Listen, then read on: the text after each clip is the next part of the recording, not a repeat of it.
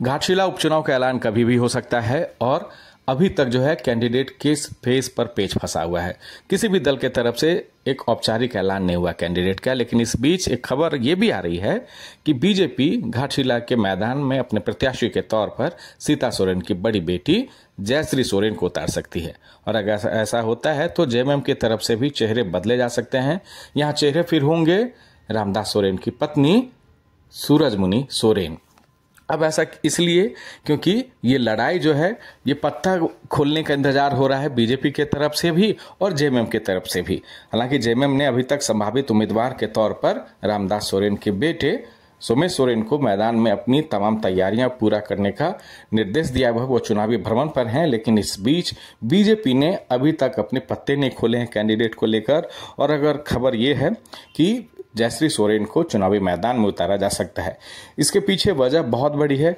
एक वजह यह है कि 2000 के दौरान जब बीजेपी के पास 28 में से 14 सीटें ट्राइबल सीटें हुआ करती थी, अब एक सीट बस रह गई है, वो भी चंपई सोरेन वाली सीट। उनके बेटे हार चुके हैं पिछले दफे।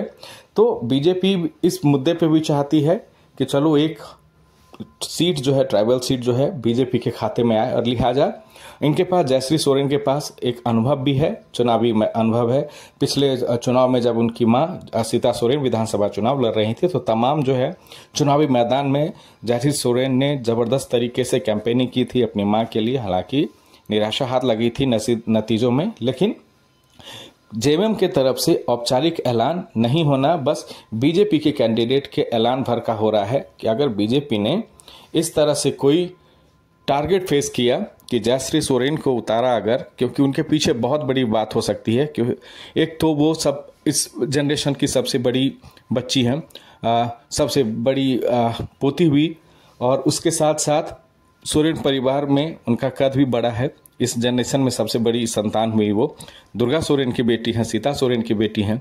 तो लिहाजा ये इम्पैक्ट जो होता है घाटशिला में बहुत ही जाएगा विरोधियों के लिए। और अगर ऐसा होता है तो एक सिंपैथी वोट के तरफ जेएमएम की तरफ से ये दांव लगाया जा सकता है कि नहीं, महिला कैंडिडेट के खिलाफ महिला कैंडिडेट ही और सहानुभूति वोट के तौर पर रामदास सोरेन की पत्नी ही। तो ये अभी कयासों भर में है और ये प्रबल कयास लगाए जा रहे हैं घाटशिला को लेकर कि जयश्री सोरेन जो को मैदान में उतारा जा सकता है।